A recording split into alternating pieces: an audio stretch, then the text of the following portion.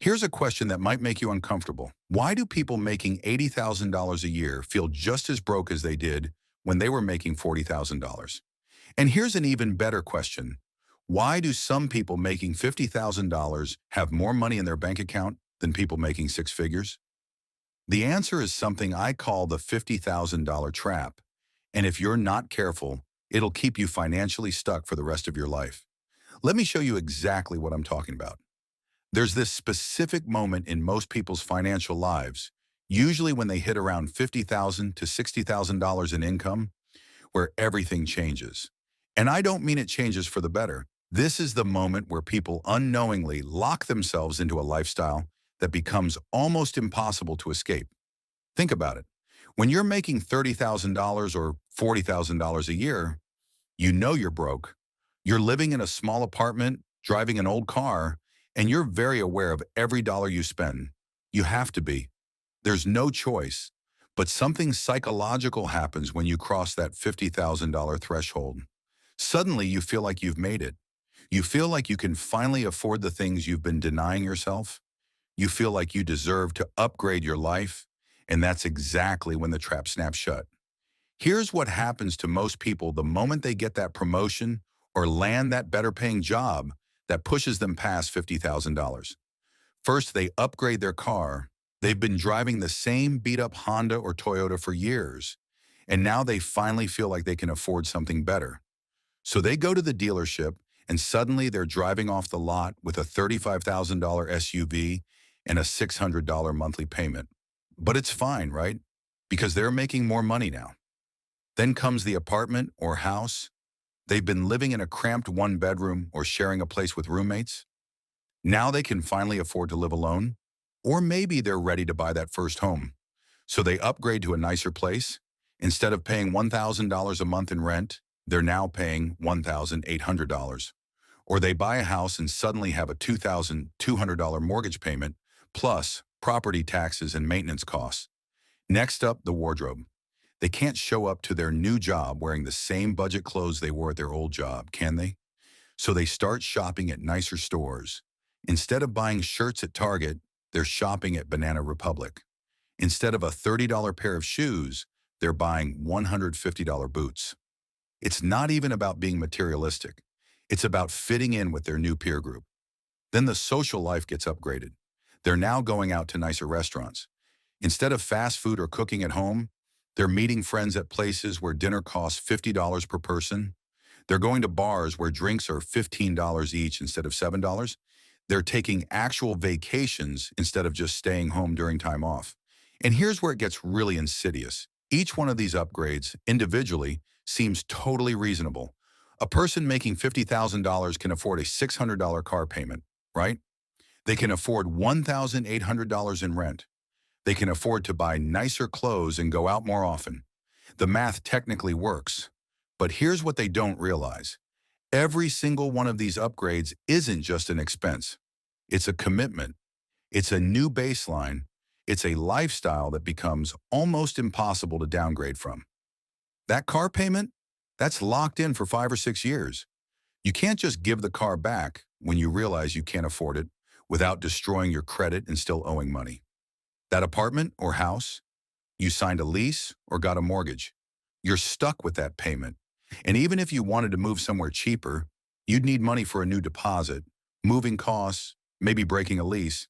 It's not simple to just downgrade. Those nicer clothes and lifestyle expenses, they become your new normal. You get used to them. You feel like you can't go backward without feeling like a failure. Here's what I want you to understand. When you were making $40,000 and spending $38,000, you had $2,000 left over at the end of the year.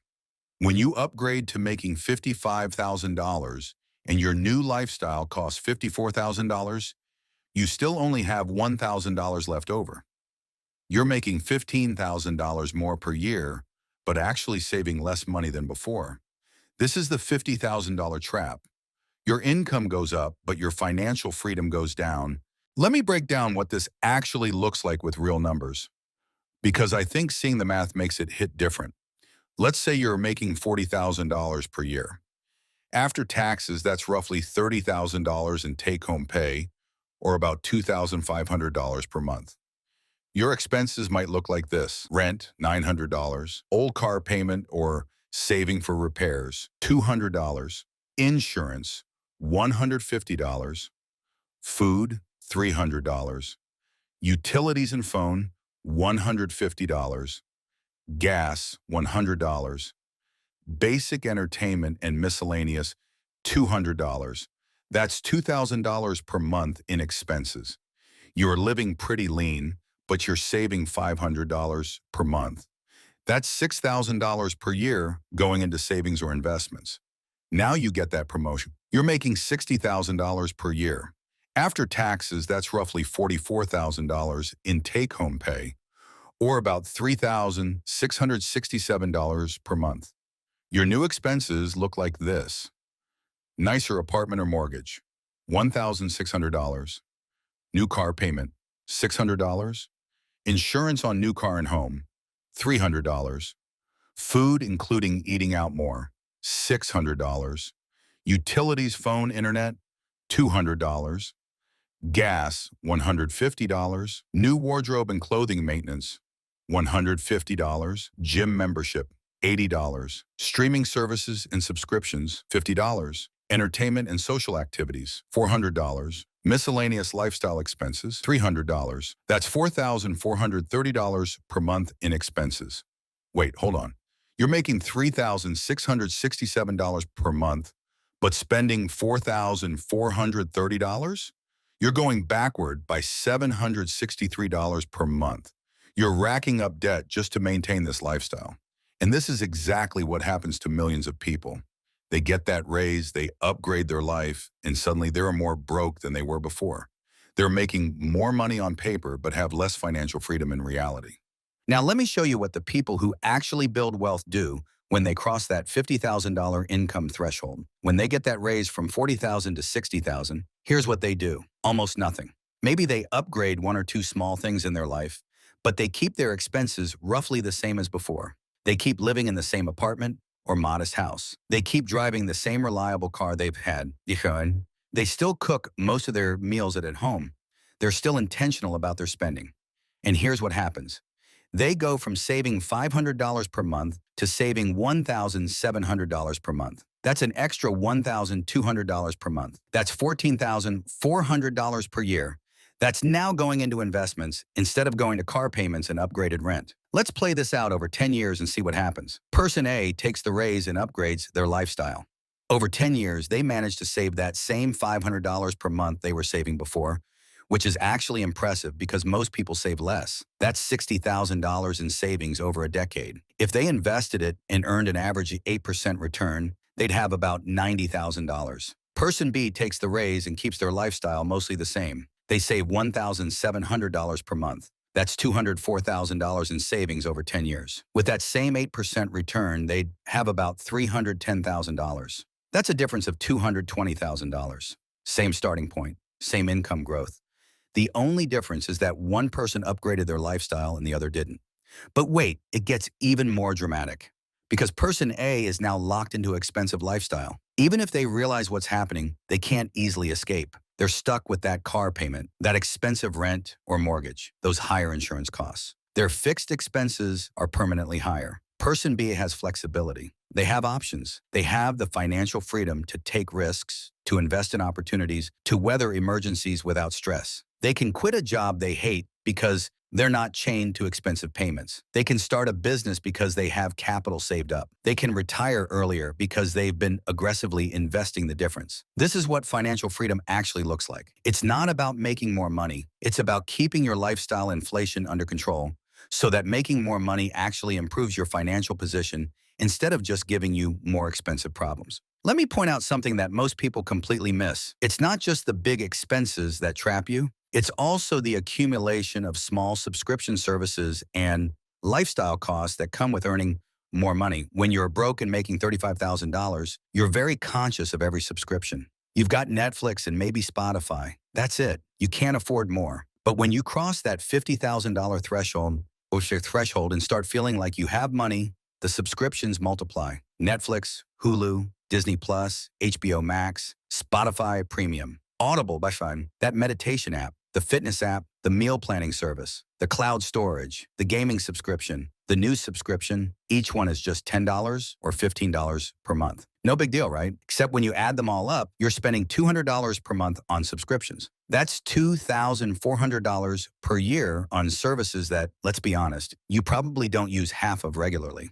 Then there are the lifestyle service that seem to appear automatically once you make more money. You get your car washed professionally instead of doing it yourself. You hire someone to clean your apartment once or twice a month. You get your nails done regularly. You get a more expensive haircut. You buy the organic groceries instead of the regular ones. Again, each individual thing seems reasonable. Each thing is affordable. But they add up to hundreds of dollars per month that you wouldn't have spent when you were making less. This is the invisible monthly bleed that keeps people broke even when they are making good money. It's death by 1,000 small cuts. Each subscription, each convenience service, each small upgrade is completely affordable on its own. But together they ensure you'll never get ahead financially. Here's something that makes the $50,000 trap even worse. The people around you are probably lying about their financial situation. When you're hanging out with friends or coworkers who are driving nice cars, living in nice places, and going on nice vacations, you assume they can afford it. You assume they're doing fine financially. So you upgrade your own lifestyle to match theirs because you don't want to be left behind. But here's the truth. Most of them are broke too. They're making good money but spending all of it. They're living paycheck to paycheck, even though those paychecks are substantial. They might have nice things, but they also have credit card debt, car payments, student loans, and no savings. That person driving the BMW, they've got an $800 monthly payment, and they're 3 months away from being unable to afford it if they lost their job. That friend who's always posting vacation pictures, they put it all on credit cards and are now paying 22% interest on those charges. That coworker with the designer clothes, they've got $15,000 in credit card debt and no emergency fund. But nobody talks about this stuff. Everyone projects success. Everyone shows the nice things they have. Nobody talks about the financial stress, the debt, the fact that they couldn't handle a $1,000 emergency without panicking. So you compare your financial situation to their projected image, and you upgrade your lifestyle to match what you think they can afford. You trap yourself trying to keep up with people who are trapped themselves. So how do you avoid this trap? Or if you're already in it, how do you get out? First, you need to be brutally honest with yourself about the difference between needs and wants. You need housing, transportation, food, and basic clothing. Everything beyond that is a want, not a need. When you get a raise, the rule should be to upgrade your savings rate first, not your lifestyle. If you get a $10,000 raise, save at least $7,000 of it. You can enjoy some of that extra income, but the majority should go toward building wealth. Second, you need to resist lifestyle inflation like it's a disease, because honestly, it is. It's a financial disease that infects almost everyone who starts making decent money. The cure is intentional living and intentional spending. Before you make any upgrade to your lifestyle, calculate what it actually costs over time. Is that car really worth $43,000 to you? Could you buy a reliable used car for $15,000 instead and invest the difference? That upgraded apartment that costs $500 more per month? That's $6,000 per year. Over the decade, you might live in nicer apartments. That's $60,000 plus the opportunity cost of what that money could have earned if invested. Is the nicer apartment worth potentially $100,000 of your future wealth? Third, find your people. Find friends who are also interested in building wealth rather than looking wealthy. Find a community of people who can afford expensive things, but choose not to buy them because they understand the long-term cost. When your social circle isn't constantly upgrading their lifestyle, it becomes way easier for you not to upgrade yours. Here's what wealthy people understand that broke people don't. Real wealth isn't about what you can afford to buy. It's about what you can afford not to buy. The person who makes $70,000 and lives on $40,000 is wealthier than the person who makes $150,000 and spends $145,000. Not in terms of current consumption, but in terms of actual wealth building and financial freedom. Wealth is options. Wealth is not worrying about money. Wealth is being able to take 6 months off work without panicking. Wealth is having screw you money so you can leave a job or a situation you hate. Wealth is being able to invest in opportunities when they appear. You don't get that kind of wealth by upgrading your lifestyle every time your income goes up. You get it by keeping your lifestyle reasonable and investing the difference. The $50,000 trap is real, and it's keeping millions of people broke despite making good money. The key to avoiding it or escaping it is to recognize that making more money doesn't mean you should spend more money. It means you should have more money. So here's my challenge to you. Look at your own life. Look at your own spending. If you're making decent money but still feel broke, this is probably why. You've upgraded into a lifestyle that consumes everything you earn. And if you're about to get a raise or promotion, resist the urge to immediately upgrade your life. Keep living like you did before, at least for 6 months. Save and invest that extra income. Give yourself the gift of financial breathing room instead of trading it for slightly nicer stuff. Because at the end of the day, the fancy car loses value, the nice apartment is just where you sleep, and the expensive dinners are forgotten a week later. But the wealth you build by avoiding the $50,000 trap, that creates real freedom. And freedom is worth way more than any lifestyle upgrade could ever be. That's the real secret that wealthy people know and broke people don't. It's not about how much you make, it's about how much you keep. And the $50,000 lifestyle upgrade, it ensures you'll keep almost nothing no matter how much you make. Don't fall for it.